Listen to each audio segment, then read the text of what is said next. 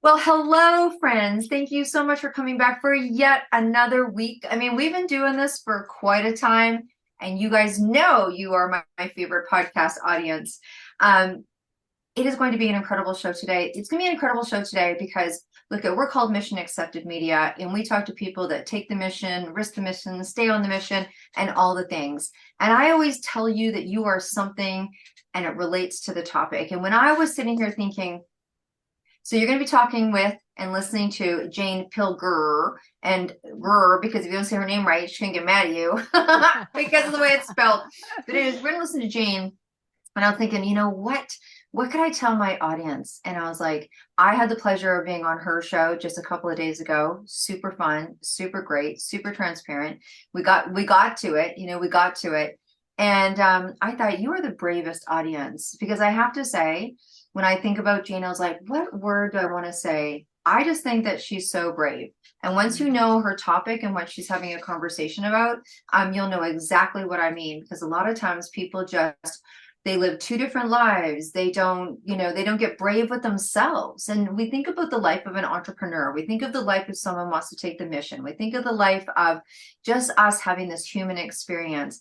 And a lot of times bravery is very external, right? Like we can be brave in those moments. We can be brave to do something temporarily. But when you brave up in the way that Jane has, where she shares her story not only maybe with her partner, best friend, and therapist, like don't we all have a partner, best friend, and therapist? But she really, like, man, I was on her show and she shares it. So very impactful, very transparent. So today we are going to be talking to Jane, and Jane is an incredible author. She's wrote a very powerful book. I'm going to let her tell you about the book, the title of the book.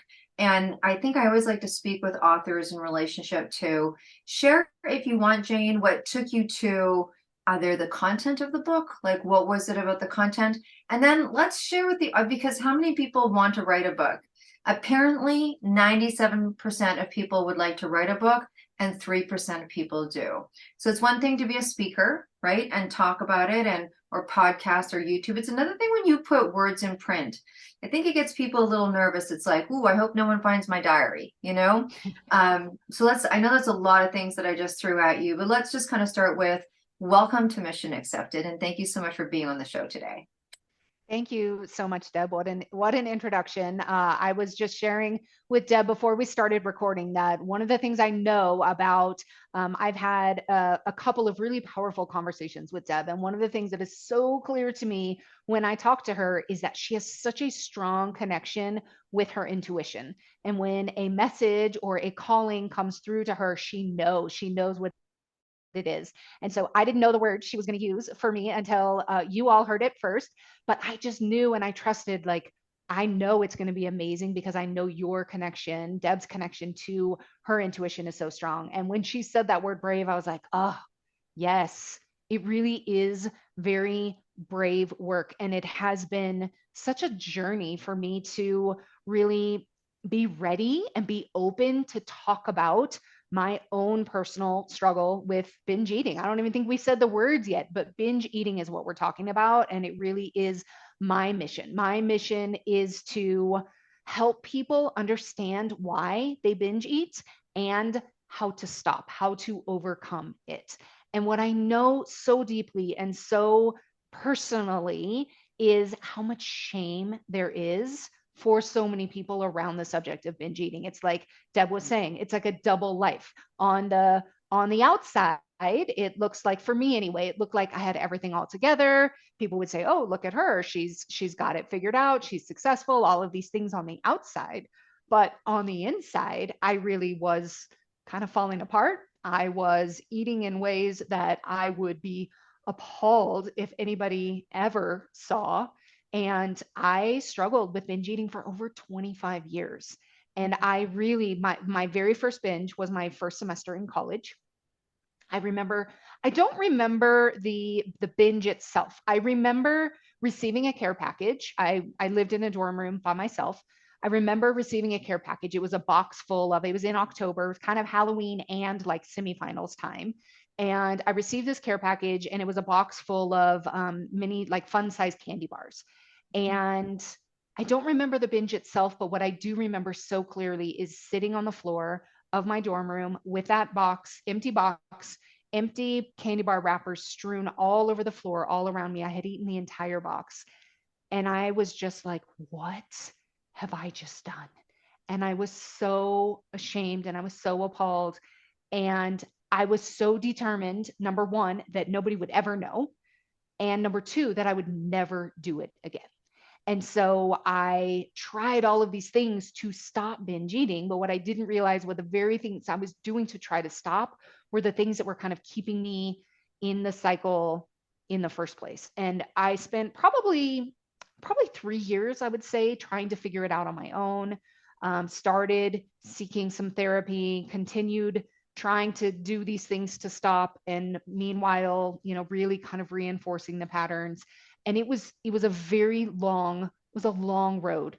And while I was on this road, I remember so clearly saying, if I ever figure this out, I'm going to help other people so that other people don't have to go through the same amount of difficulty and challenge that I've gone through. And I mean, it was a journey. It was lots of books, podcasts, therapists, eating disorder specialists. I went through 2 rounds of intensive outpatient therapy at a local eating disorders treatment center here where I live, and all of the things. And I would have these like pockets of progress and periods of time where I wouldn't binge, and then it would come back. And so for me, it was kind of like it was a journey. It was a very long journey. And there were so many pieces of the puzzle. I think I needed every piece of that journey. And the biggest thing that really kind of put everything together for me in the end was really learning about the nervous system, learning about how to create and to cultivate safety and trust with myself, with my body, with food, things that I just really didn't have before. And through all of this, I really have come to see binges as lights on the dashboard. So many people see binge eating as itself is the problem. The binging is the problem. We've got to address the food. We've got to just change what we're eating, how much we're eating, when we're eating. But to me, the food itself isn't the problem. It's what's going on underneath the surface. So if a binge is the lights on the dashboard of the car, it tells us there's something going on. We need to get under the hood and see what's going on. What is causing these lights to come on in the first place? And so if we can do that, then I see that there are 8 primary reasons why people binge. So when those lights come on, when the binge is that, the binge is it's the symptom, it's not the problem. The problem is one of the 8 reasons why people binge. And so I wrote this book. It's called The Binge Eating Breakthrough. It goes through the 8 reasons why you binge. Each reason has its corresponding solution. And then I also talk about the 4 pillars of creating peace with food, because to me, it's not just about the reasons and the solutions, but if we don't have these pillars, these foundational pieces, we're not going to get that food freedom, that peace with food, that calm, connected, and confident relationship with food that so many of us are just craving. And those 4 pillars are clarity, connection, compassion, and confidence. So in this book, I talk about the 8 reasons, I talk about the 4 pillars, I kind of put it all together. And the subtitle of this book is Why Food Isn't the Problem and What Really Is. So the 8 reasons and the 4 pillars, they all come first.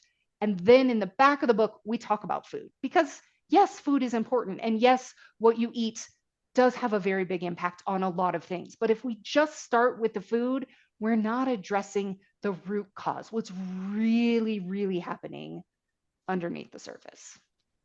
Wow. Well, that was very thorough and important. And first of all, thank you for sharing your story. And that's what I said about Brave. I mean, it's transparency. And we talked about this the other day about how there's a lot of shame about when people do anything in secret. Yes. Right? I mean, whether it's binge eating, or particularly if it's addictive and it's or they're doing something that's out of their own control. Yes. Because the shame and the control factor is very important, because they're ashamed. They're ashamed not just because of the activity, but they're ashamed because they can't control the activity. Yes. And that's the thing with an addiction or what have you, if you want to call it a food addiction, or that relationship to being out of control as a form of addiction. And the difficult thing with food, one of the difficult things about food compared to a substance that you can live without, some people have addictions in different areas or coping mechanisms in different areas. And, commonly known like drugs or alcohol or shopping or something that's compulsive. Food, you need to get into a relationship with in a very different way because it's not something that you can just cut it out. Like, I no longer drink or I no longer smoke or, I restrict myself from shopping or whatever it is, right? The relationship with food, I think that's where a lot of time, like that test in time comes in, where Yeah. people have to find what their relationship is and how that works for them. So it's complex. It's really quite interesting that you talk about that it took 25 years and each piece was part of the puzzle.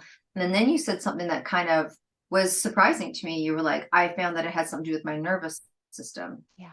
And so people would not necessarily put binge eating, challenges with food, and all the things. They might go, oh, childhood therapy is needed, or, but nervous system. Can you explain that a little bit? Because that's not a normal put together.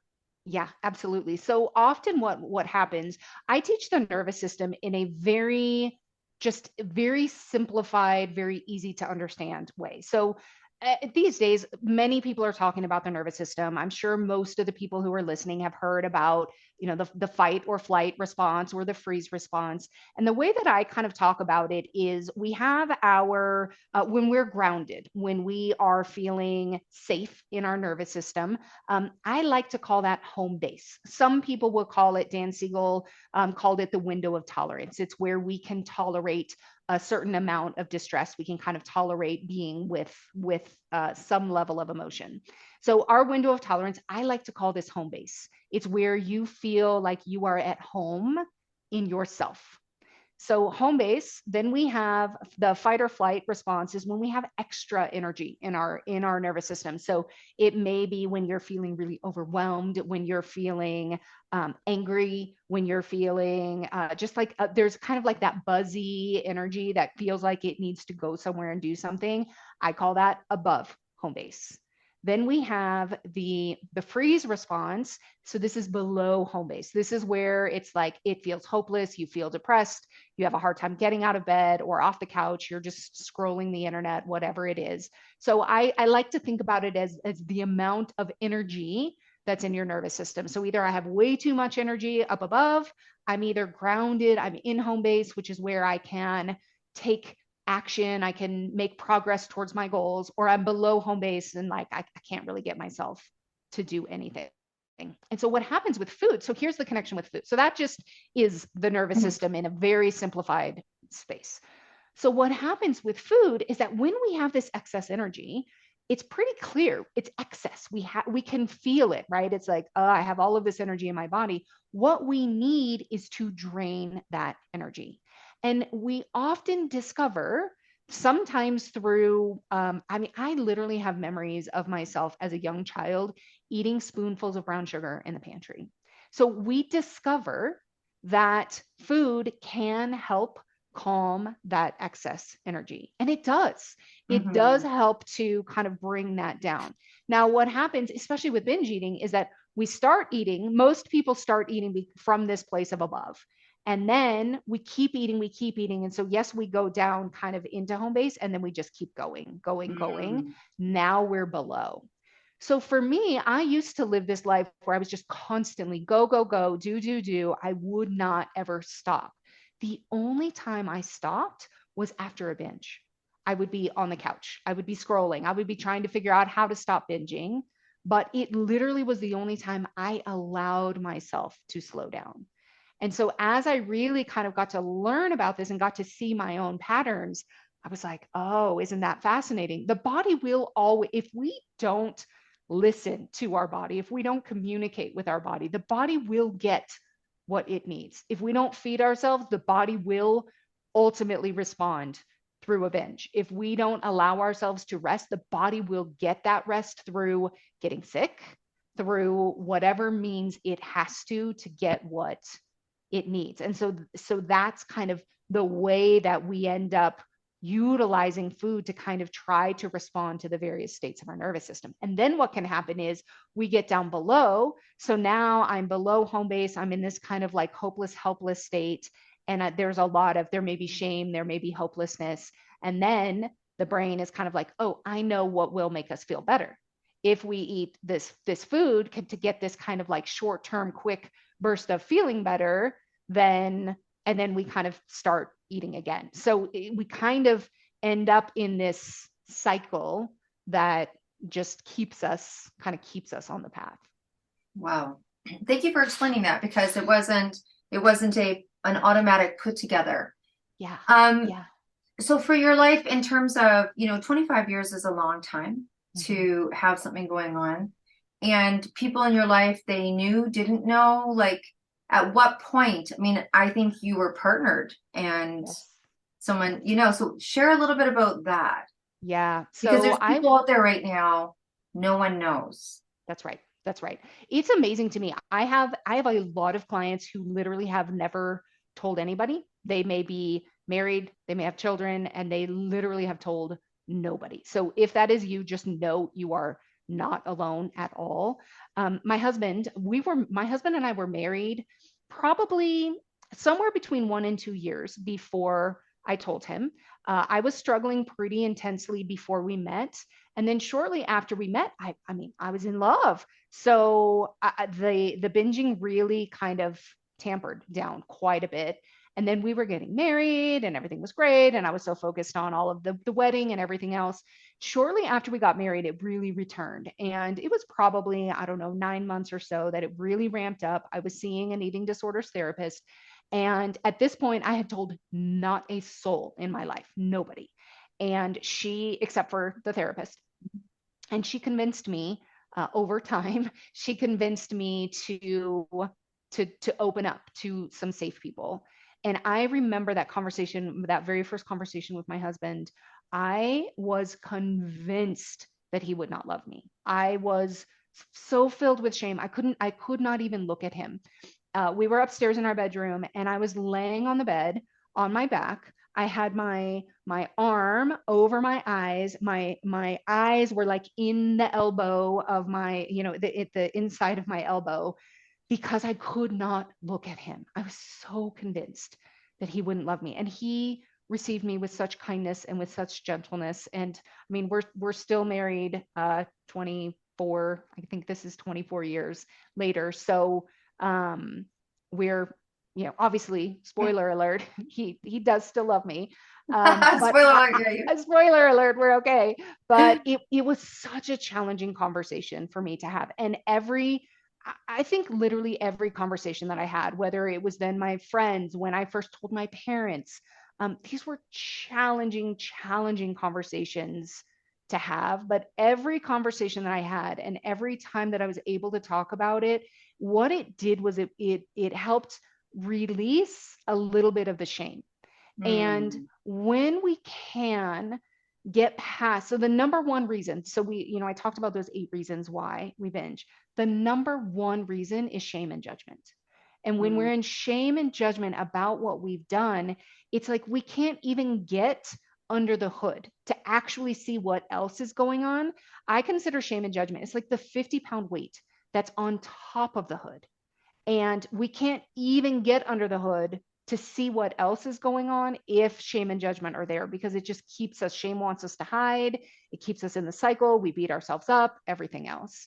And so being able to talk to somebody, whether it is a partner, whether it's a friend, whether it is a helping professional who you can, will be able to meet you in a way that isn't going to increase the shame or the judgment, because that is a risk when you're talking to somebody who simply doesn't understand. Yeah. But every conversation that I had helped to release a little bit of the shame. And with that, then you can really start to look at what is going on, what is happening under the hood, what else needs to be addressed, what else needs to be taken care of. But that shame and judgment will just prevent us from any awareness or understanding of the behavior, which is what we have to have in order to be able to change it. Yeah. Thank you for sharing that, because I think, again, when we talked about, having to have a healthy relationship with something that's been a dysfunctional relationship, I mean, it's a relationship, right? It's kind of like having an unhealthy relationship, maybe with a family member, and going, okay, I got to put you here, whether we like it or not, and we need to work through this relationship so we can be healthy, because it's a form of sustaining for the body. Yeah. It's Now, interesting. I just to add on that really yeah, quick, yeah, I've been absolutely. talking to this week, talking to several clients about sometimes it's like we don't want to look at something.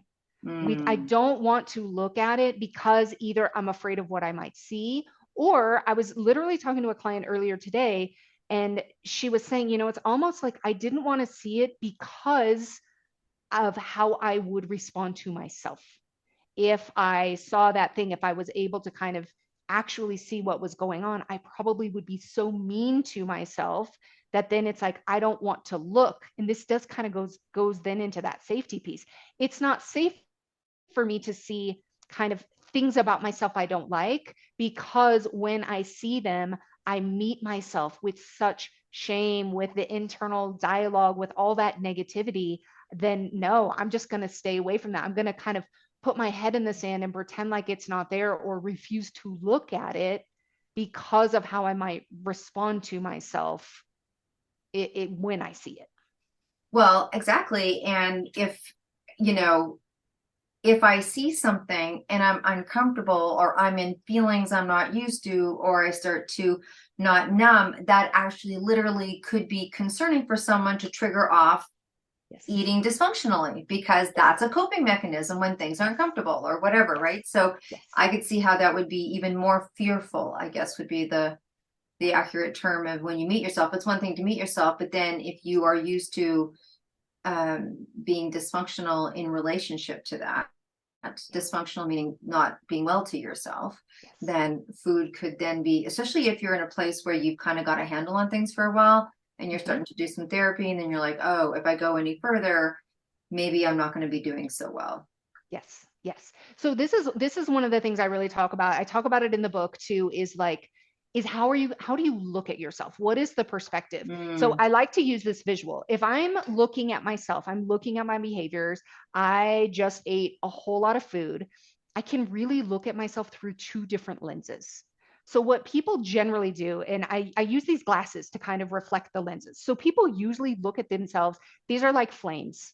So yeah. this is like they look at themselves through the lens of judgment, through why did I do this? I'm broken. There's something wrong with me. I'll never figure this out. You're awful. I can't believe you did it again. You know better. You should do better. All of that comes from here, which creates that shame and that judgment, which just keeps us in the cycle. But we can, with the same amount of food eaten, this exact same experience with food, we can choose to put on these glasses, from the lens of love. And then we can get curious. How does this make sense? What else was going on? What did I really need at the time? If I had a do over, what would I do differently? There's so many. What can I learn from this? Where is the treasure in this? We really can, depending on which lenses we look through, create an entirely different experience for ourselves. So good. And so good. And so for our listeners and not viewers, what Jane did is have a pair of sunglasses on that were flames, right? And that was that judgment piece. And then you had and they were red, and then you had these super cool blue hippie. I love those glasses. I want a pair Yes. that were Yes. hearts, right? And it was Yes. just how you're seeing yourself through two different lenses. Yes. That's very, very cool.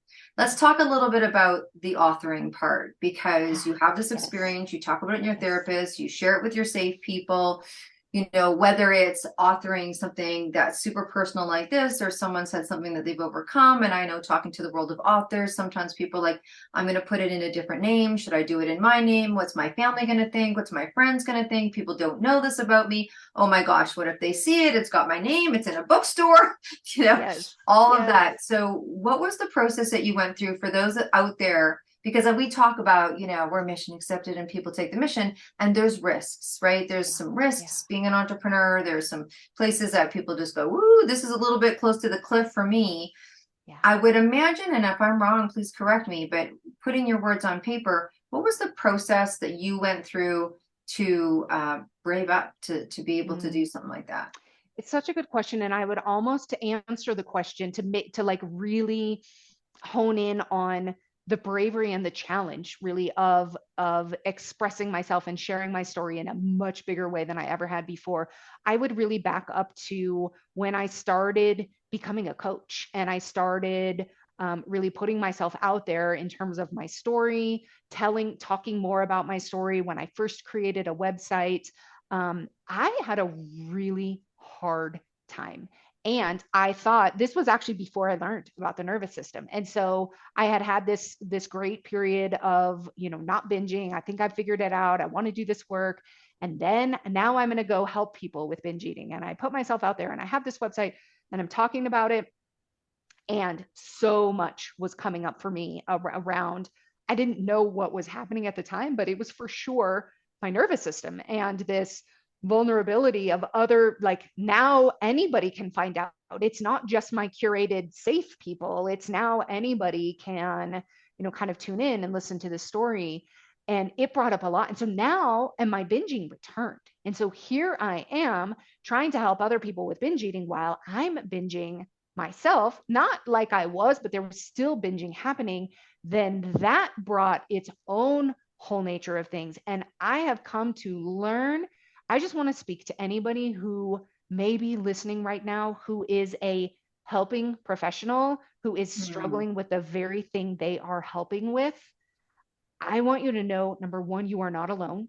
There is many of us are called to help in the area where we have had pain, and sometimes there still are levels of pain there. But there's this perception, well, I need to have it all 100% figured out, and I need to be perfect and like have that pain completely eradicated and 100% gone in order to be able to help somebody. And I really, really struggled with that. And there was a period of time I was like, I can't do this. This is too much. I have all my own food stuff and I'm talking to people about food stuff and it's too much food. And that really sent me on a whole nother level of learning about the nervous system and kind of like the next levels of safety and trust. So again, that was a piece of the puzzle I really needed, but man, I wish somebody would have told me about the things that come up when you do put yourself out there in any way, Yeah. so that was a huge piece.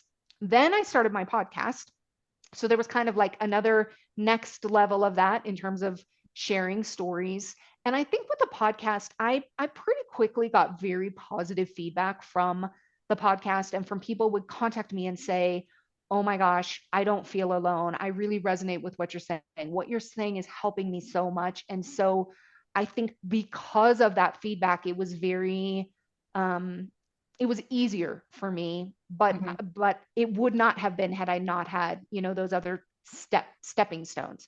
Then comes the book. So I have wanted to write a book for a long time. I ended up writing this book with a group, through, kind of a small group kind of coaching program to write a book. And it was challenging for sure. And I will say the one of the reasons and one of the ways that I got it out into the world when I did is that through this book program there was kind of like a bonus that if you got it done by a certain deadline, the coach was going to, it was through Rich Litvin, he was going to pick a handful to highlight and send out to his audience.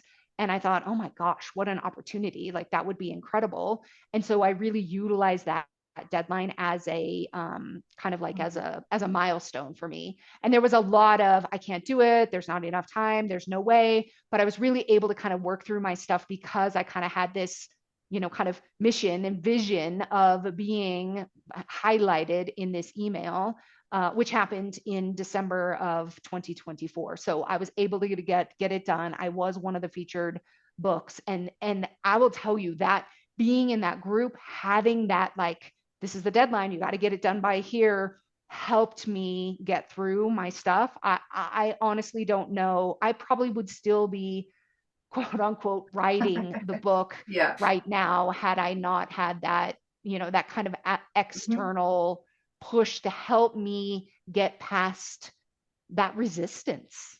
Because this is here, it's Yeah. the words are here. So yeah, The words are here.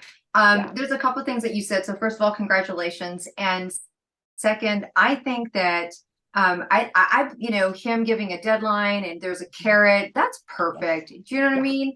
I mean, yep, sometimes we have to, I go through this when people come to classes and there's other classes to go to. And I'm not the person that likes to send people run into the back of the room with a FOMO offer. I just no, like, I'm not, but I tell people, I'm not going to send you to the back of the room and tell you that this ends in 10 minutes and start the clock and all that thing because it just doesn't fit right for me because I know that if you mhm, want to come in the class and we can't get you in this one, we'll get you next month, right? So I have to be authentic in that. But I do say to people, the reason why people do that is so it bypasses the crap in your head yes, so that yes, somehow you knowing you're going to have the prize or there's only 10 left or there's only this many spots or this whole limited seating and all of that stuff is actually just to push you past the crap that's going on in your head.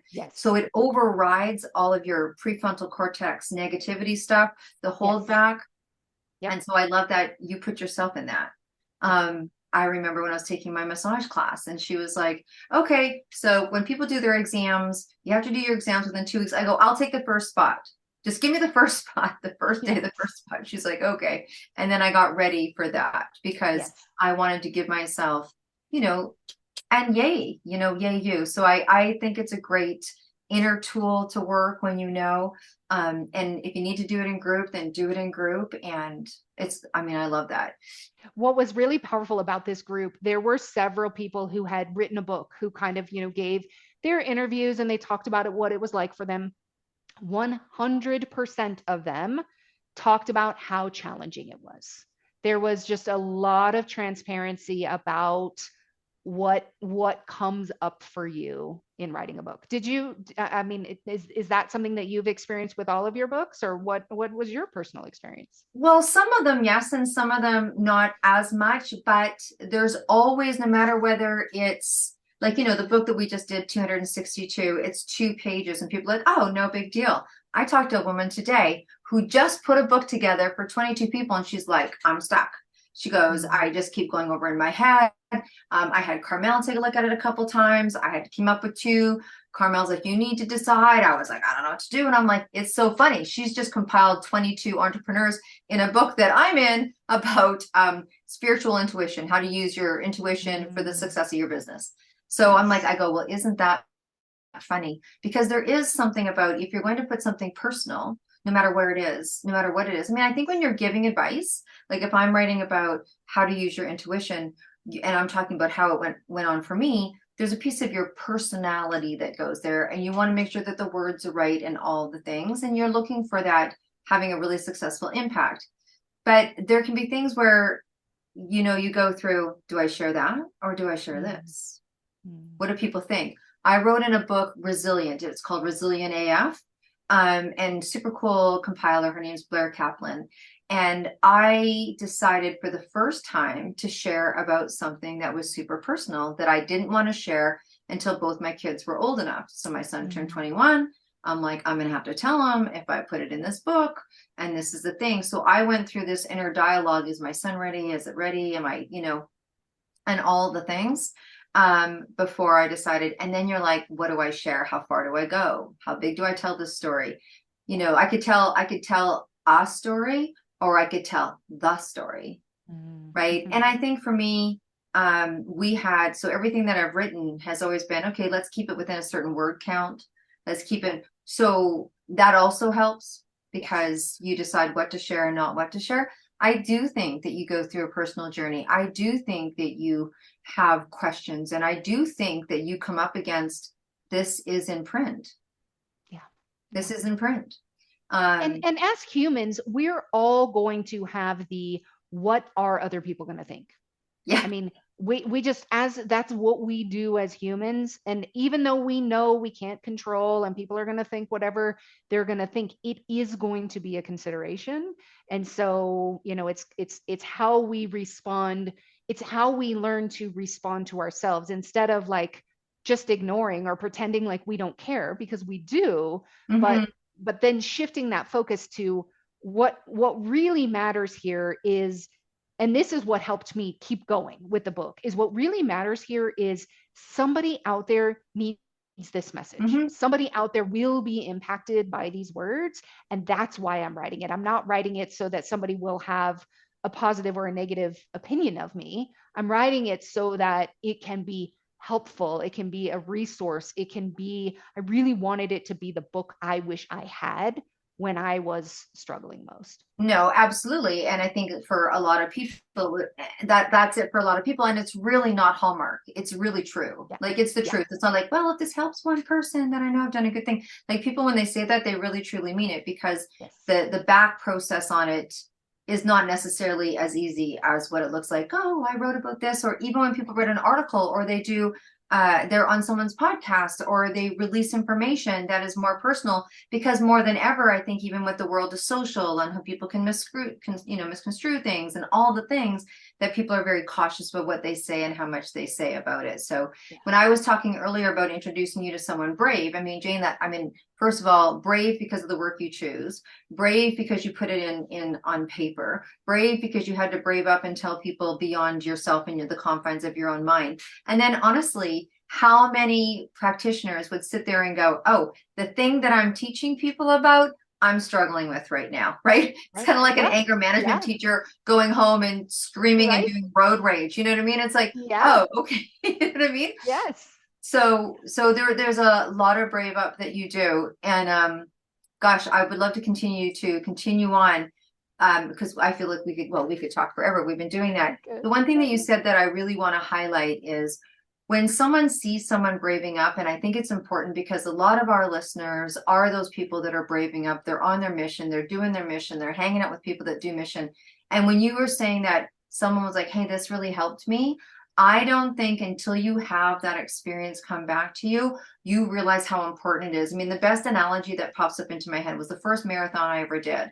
And it was a rock and roll marathon, and it was in Hawaii, Waikiki.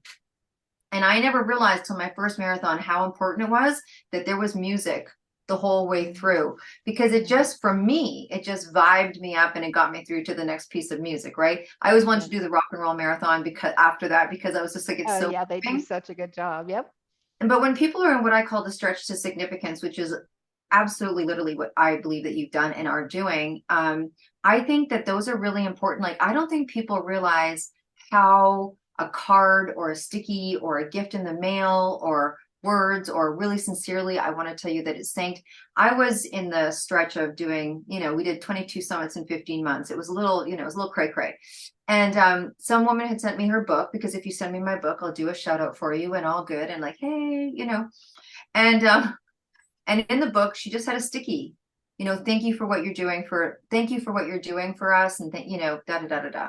That sticky, I stuck, it just sat in my kitchen I bet you a year and a half. And I don't know why those 10 words on that sticky was what made me feel fueled again, but it did. So I always wanted to say, don't ever think that someone's heard thank you enough, or you're brave enough, or, it's really important. It really is. And I think especially if you are listening to this podcast and you are a podcast listener and you think, you may be like me. I listen to a lot of podcasts. How many podcasts do I actually stop and either go put a review or reach out to, if I heard an interview that I was like, oh wow, I heard this thing, that was so great, that was so impactful. I might say it to friends.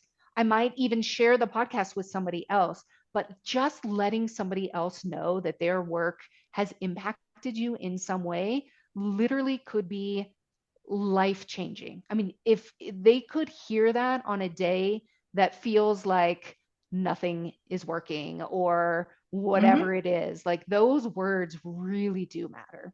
Yeah. Oh, absolutely. I think I'm going to incorporate that even more and more. as we wrap up and we're going to kind of shift things here, I want to thank you for sharing what you shared. But also, we're kind of big believers in music over here. We love music. We love the vibe. We like the gig. And we always love to ask our participants, our the people that are teaching, receiving and on the show, if you were to go to a desert island and you've got one suitcase and you're going to be there for a while, who knows, maybe you're like, this is my vacay for life, right? I'm going to check out and do my show from this island, which we will put in the show notes, because you too have a podcast where people can come like you've talked about. But you're on your way, you're going to go have some fun, relax and chill out, and in your suitcase you have room for one album. It can be, yeah, just one. So one song, it can't be a greatest hits. So who's the singer? Who's the song? What's the album? What is it that you just could not imagine not listening to for the rest of your days? Oh my goodness, that is such a good question. That is such a good question. The first artist that comes to me is Dave Matthews, the Dave Matthews Band, which is so funny that his band is who comes to me. Short little quick story. He was actually in town playing in locally the night that my husband and I got married, and his band was staying at the hotel where we got married, and several of my bridesmaids actually met him and got his autograph because they were like stalking him in the hotel. I found out all of this the next day. But Dave Matthews and is the specific song? If you can remember it, and if not, Dave Matthews is fine. I would just say it's just gonna have to be a Dave Matthews album. Yeah. Okay, it's a Dave Matthews album. All right. Yeah. Well, look, thank you so much. I'm going to talk to the audience a little bit. Look, I know that there's many of you out there that are kind of doing the deal, and you have something that you're doing and it's mission based and you're excited about it and you want to get the word out about it and you want to talk about it, or you have something that you want to share. It could be a profit, a nonprofit, what have you. But if you are on that journey of, you accepted the mission and there's anything about accepting it all the way to where you are today, I'd love to see you. I'd love to see you sharing that, exactly what we're doing here today with Jane. So if you want to be on the show, please reach out. And for those of you that like to step up a little bigger and a little bolder, and you want to brave up even more so, and you want to come on to the stages that we have 220 speaking spots that we do a year, where you can share 2, 3, or 4 minutes if that's kind of where you're at and that's where your comfort level is. Or if you want to go all the way into a full feature spot and share for 20 minutes something that's super important to you, or you want to come onto the women's channel. Maybe you want to have your own show. Maybe you want to have your own talk show. Maybe you want to just participate and play with us on that channel. But whatever you want to do, we're here for you.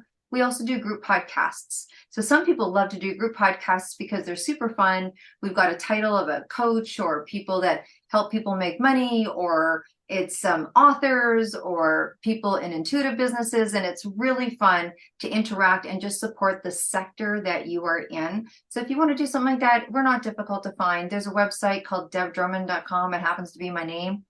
So it's super easy. But if you want to be here, we'd love to have a conversation with you and help you get the word out as well. Jane, thank you so much for sharing, being transparent. Thank you for, again, we will put everything about your book and get all the links to in the show notes, so people can access the book and access whatever that you have going on right now. So we so appreciate that. And with that being said, as always, audience, we can't wait to see you next week. And until we do, you stay well and you be groovy. Bye for now.